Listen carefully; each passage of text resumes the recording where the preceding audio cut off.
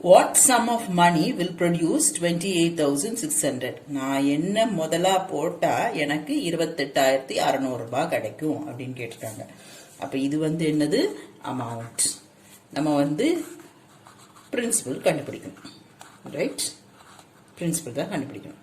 மற்றதெல்லாம் நமக்கு தெரியும். 3 months 2.5% per annum. Simple interest is equal to PIT. Substitute பண்ணுங்க. Amount then 2.5 by 100. இது 3 and 3 months. 3 months ங்கிறது yearல பாத்தீங்கன்னா 1 by 4 year or 3 by 12 years. Mixed fraction improper fraction மாத்திக்கோங்க. 39 by 12.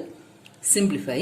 You will get principal as 3,52,000. Hope this video is useful to you all. Do like, share, comment and subscribe so that you can track and crack. Thank you.